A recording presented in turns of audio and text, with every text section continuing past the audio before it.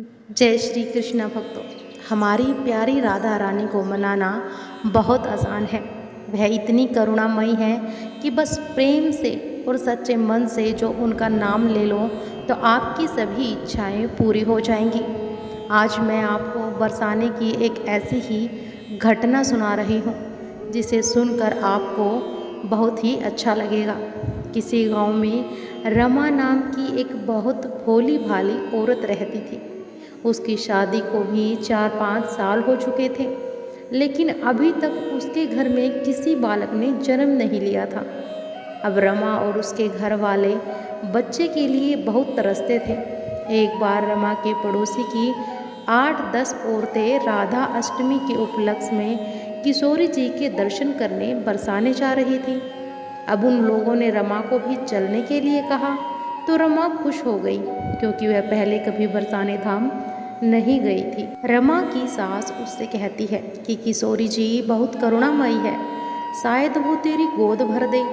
वो बहुत खुशी से 8-10 दिनों के लिए बरसाने जाने की तैयारी करने लगी, लेकिन शाम को अचानक उसके पैर में चोट आ गई और उसका पैर सूज गया। उसकी सास ने कहा कि फिर कभी चले जाना, क्योंकि वहाँ तो चलने का ज़्यादा काम है और तुम चल नहीं पाओगी।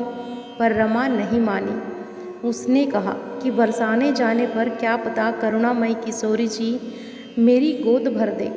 अब रमा और उसकी सहेलियाँ राधे कृष्ण का जयकारा करते हुए मथुरा वृंदावन में श्री कृष्ण के दर्शन करते हुए बरसाने धाम पहुँची और मंदिर की सीढ़ियों पर रमा के पैर पर लगी चोट के कारण वह धीरे धीरे चढ़ने लगी। उसने सबसे कहा कि आप सभी जाइए, मैं आपको अटारी पर मंदिर के बाहर मिलूंगी। आप सभी वहीं मेरा इंतजार करना। अब राधे राधे कहती हुई रमा सीढ़ियाँ चढ़ रही थी, तभी उसका पैर मुड़ गया।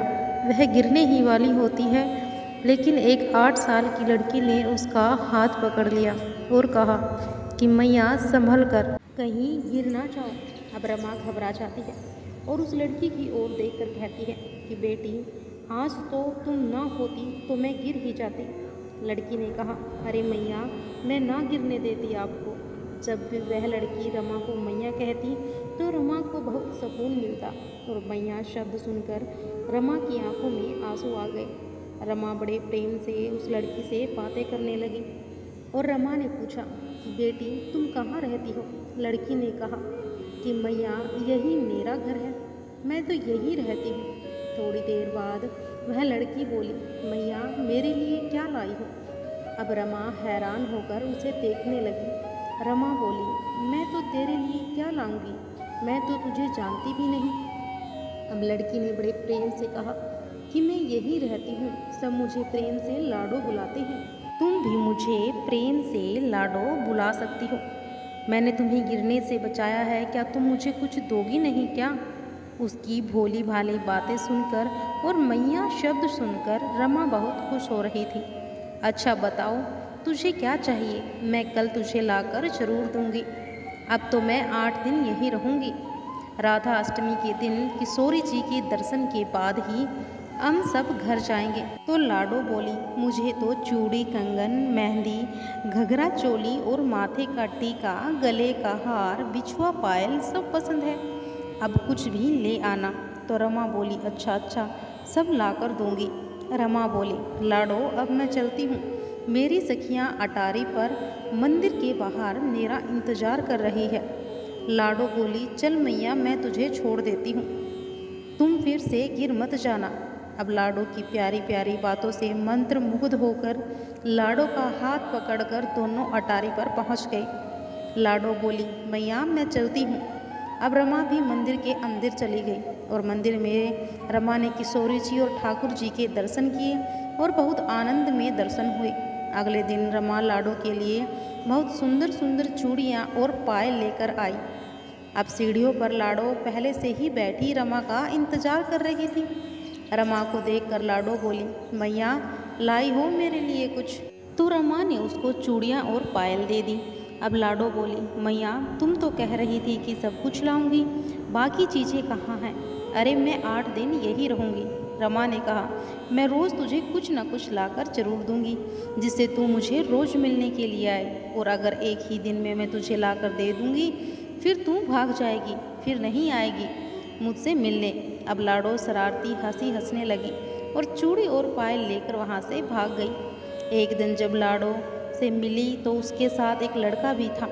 तीखे नैन नक, सजीला सावला, घुंघराले बाल, इतना सुंदर कि उसके चेहरे से नज़र ही नहीं हट रही थी। अब रमा ने पूछा कि लाडो ये कौन है? अब लाडो ने बोला, मैया ये मेरा सखा है, हम साथ ही रहते हैं। अब मैया कल तुम इसके लिए भी कुछ लेकर आना। अगले दिन सुंदर सा धोती कुर्ता और मोर पंख वाला मुकुट लेकर गई। उसने देखा कि दोनों बच्चों वहीं सीढ़ियों पर बैठे हैं और उसका इंतजार कर रहे हैं। अब रमा ने बच्चों से खूब सारी बातें की और अपने लाए हुए कुर्ता मोरपंख वाला मुकुट उन बच्चों को दे दिया। अब रमा बोली कि लाडो देख, मैंने तुझे और तेरे सखा को भी सब चीज़ें ला कर दी, पर तूने मुझे कभी कुछ पहन कर तो दिखाया ही नहीं। मैं भी तो देखूं कि तू कैसी लगी। यह कहकर दोनों बच्चे चले गए और मंदिर में दर्शन कर कर रमा भी चली गई। अगले दिन राधा अष्टमी में लाखों की संख्या में लोग मंदिर आए। सब जगह राधे राधे के जयकारे गूंज रहे थे। अब रमा भी वहीं पहुंची जहां लाडो रानी से रोज मिलती थी, पर आज लाडो वहां नहीं आई थी। अब रमा ने सोचा कि आज बहुत भीड़ है, उत्सव का दिन है, हो सकता है कि आज वह नहीं आई हो। अब रमा मंदिर में किशोरी जी और श्याम जी के दर्शन के लिए पहुंच जाती है। वहां जाकर वह कुछ देर के लिए पत्थर सी हो जाती है। उसे पता है क्या देखा? किशोरी जी ने वही सामान पहने हुए है जो उसने लाडो को लाकर दिया था। वही मोटे मोटे घोटे वाला लहंगा, चोली, वही चूड़ियाँ। ठाकुर जी ने भी वही धोती कुर्ता और मुकुट पहने थे। उसे कुछ भी समझ में नहीं आ रहा था। बड़ी मुश्किल से पुजारी जी तक पहुंचकर रमा ने पूछा कि आज श्रृंगार की सेवा किसने की है? तो पुजारी जी ने कहा कि आज की व्यवस्था खुद लाडली जी ने ही की है। आज जब हमने पट खोले तो यह सारे वस्त्र और श्रृंगार का सामान वहीं रखा था। अब हमने लाडली जी की मर्जी जानकर उन्हें यही पहना दिया। अब रमा तो जैसे पागल सी हो गई। उसे समझ ही नहीं आ रहा था कि लाडो से और सखा से वह रोज मिल रही थी। वह तो साक्षात किशोरी जी और ठाकुर जी थे। वह फिर पागलों की भांति सीढ़ियों तक गई जहाँ वह रोज उनसे मिलने आते थे और जोर जोर से लाडो लाडो चिल्लाने लगी। पर आज तो लाडो को लाखों लोगों को दर्शन देने थे, वो वहाँ कहाँ से आती?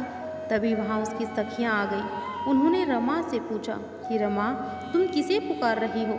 तो रमा ने सारा किस्सा उन्हें बताया। तो वो भी रमा के खोटा लगाए लहंगा चोली को पहचान गई, क्योंकि रमा ने उनके सामने ही उसे तैयार किया था।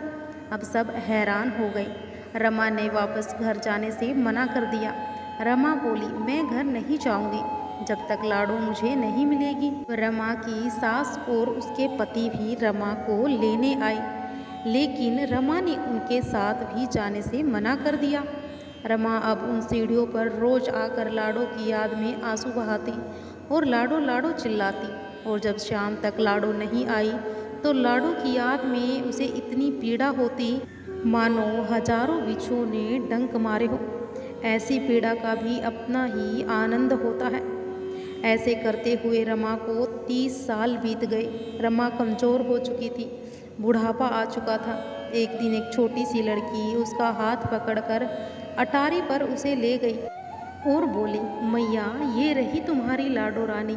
अब रमा की वही लाडो बाहें फैलाए उसे बुला रही थी। रमा बावरी सी हो गई और एक आखिरी हिचकी के साथ रमा वहीं गिर गई। ऐसा लगा मानो किशोरी जी ने रमा को नहीं, उसकी आत्मा को ही गले से लगा लिया हो। तो जोर से बोली, जय हो राजनंदिनी की, जय श्री राधा रानी की, जय श्री कृष्ण।